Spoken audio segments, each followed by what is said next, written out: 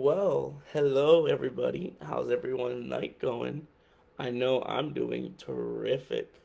Um, Especially that I got to talk about very special subject. Film, arts, movies, the whole shebang. Hi guys, my name is Angelo Bash, part of Future Evolution Production. It's my production company. I've actually been talking, it's like a synopsis of what I'm going to be talking about, and a little bit of guidelines so that so people don't just turn off when they're watching the thing.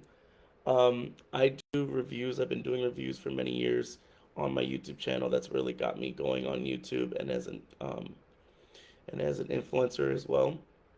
And so today, what review are we gonna do, Jr? What review we're gonna do today? Well, I actually have a special guest with me. Hope you guys are ready and welcoming him. He's very shy, so I hope you guys are not excited. Look at that. Hey, Google, how you doing? Yeah, he's a little bit shy right now, but just to let you guys know, this review is not going to give any spoilers. So if you guys haven't watched the Mando and Google movie yet, trust me, I am a storyteller. I am not going to give away everything about the film, but what I am going to tell you is my experience throughout the whole thing and enjoying um, what I saw or what I did not saw. As a filmmaker, I've been studying film for a long time, in college for it. Um, but Star Wars has it been a series that's been in my influence in my life since the beginning of whenever I started watching it. I remember the first time I watched Star Wars. It was when I met my grandma's younger brother, in Miami, and he actually introduced me to the final series of Empire Strikes Back, The Last Jedi, and of course, The New Hope. He's the reason why I watched it because he had a blockbuster video that never returned. I still have it to this day. But the thing about Star Wars is that this huge world building all came from the beautiful mind of George Lucas. He was a fantastic person. Google believes that, right? You believe it? Yeah, he does. This man created this legacy that not only inspired a lot of sci-fi and science fiction, but gave us a lot of belovable characters that we love and we enjoy watching on screen. And if you guys haven't seen Mandalorian, woo, on Disney Plus, wow, Disney Plus, take a chance, pause this video, take a chance, watch it, because you won't be disappointed. What's wrong? What's going on? What's wrong? Oh, I know you miss Mando. I got it. Well, you're my special guest. Everyone wants to see you. So, what can I say about this series? This movie. Well, based off what I've watched and without any spoilers, this movie did pretty good for the most part. Um, the one thing that made me upset as I was watching the film was that there's a lot of stuff that I didn't. So I've watched the Mandalorian on Disney Plus when it first came out. It's one of the first original shows from Star Wars that they started out that actually got them in the map to doing more original series, especially through Marvel as well. Um, but if you guys already know, basically this short synopsis story is that the evil empire basically has fallen, but there are Imperial lords remaining scattered throughout the galaxy. As the New Republic starts to work out the kinks into protecting everybody that the rebellion fought for, um, they enlist the help of this legendary Mandalorian bounty hunter, Din Djarin, and his young apprentice, Google. Now, if you guys don't know Mandalorian, you guys gotta watch the show.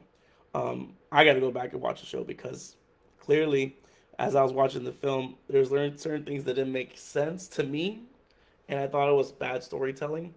But then I realized when I went back to Disney Plus and looked at Mandalorian, I didn't realize they had a new season, season three, that I did not watch. That didn't because from what I remember was season two. So like when I went to go watching the movie, a lot of things didn't fit me like criteria wise, and I was like, damn, I don't understand this, but I'm gonna watch it. I'm gonna give it a chance. And overall, I think the film did really good. Um, Out of 10 stars, I would give this a 6 or 7. So it's not bad. The only thing though I would have to say about the series though, and Google, you want to tell them or you want me to tell them? Well, the thing about the series is that with these beloved characters, and this is one thing I love about um, TV shows, is like I felt like it was really fast driven. Um, it did not ruin the storyline, like the storytelling throughout the film, but I just felt like it was fast paced to the point where we got to the ending. I'm not giving spoilers. But overall, I do feel like this film did take it to a new likes. In my honest opinion, I think it should have they should have just kept it as a series because I feel like when you do things like this big world building, it's better through a series than a movie because sometimes when you have TV shows, you can actually expand upon certain things. So, basically, it's and of course my buddy right here uses the Force, so it was a good movie overall. I'm just looking the highlights. Pedro Pascal was amazing. I did not know that um, Jeremy Allen White was Rhoda the Hutt. And if you don't know who Rhoda the Hutt is, basically, but you've already seen the movie, so basically, Rhoda the Hutt is Jabba's last remaining son alive. Um, and to my quick surprise, because they didn't really give that many spoilers for this film, Sir Reader was in this, and it was credible. And Martin Scorsese was in this too. I could not believe it myself. I was like, "What? He's in this film?" It's the first time he's actually acted in the film, at least my memory. It was a good cast overall. The story was pretty decent. Um, I recommend anyone to watch it. At least get your own opinions about it. Um, I am trying to do this a little bit shorter than normal my reviews, but overall the storyline was really good.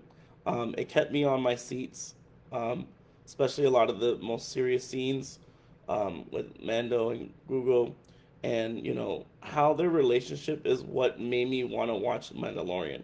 Because to be honest with you, when I was watching Mandalorian TV show, I wasn't sure how the show was gonna go because this take because you have to remember too, a lot of these TV shows kind of intersect each other because most of these shows start out during the Galactic Empire. So basically, events leading from episode 5 to episode 6. So a lot of these shows are in between those two episodes, at least in my opinion. I could be wrong, but overall, this little guy, man, he knows what he's doing, and he loves the spotlight. If you guys haven't already known, Disney is doing a big event for this movie. There's new popcorn buckets, as my friend right here. You get an AMC theater. Also, when you get an AMC theater, if you have a chance and they have extras, it's probably limited time only. They do have cards that they give you guys. If you guys haven't, you can see it right here.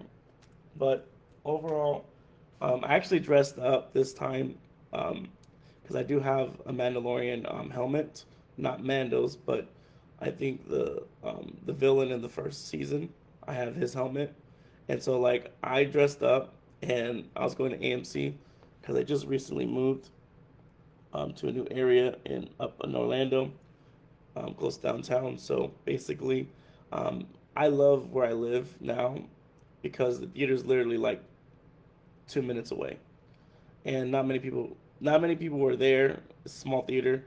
Unless you live there, most people, local people, were there. So when I went to the theater, I rolled out with the Mandalorian helmet, and I wore a jacket. I had my shoes that were like my colonial shoes. I used it. It's pretty good. A lot of people liked it, and I was getting a lot of compliments. The one thing I couldn't do, and probably gonna tell you too, so give you guys some previews when you're gonna watch it.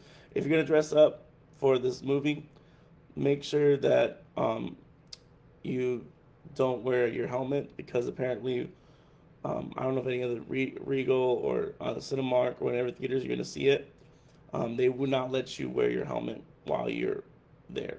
So you might be able to hold it, but you can't wear it in the theater or wear it when you're out, when you go into the get the food and all that stuff. So safety hazard.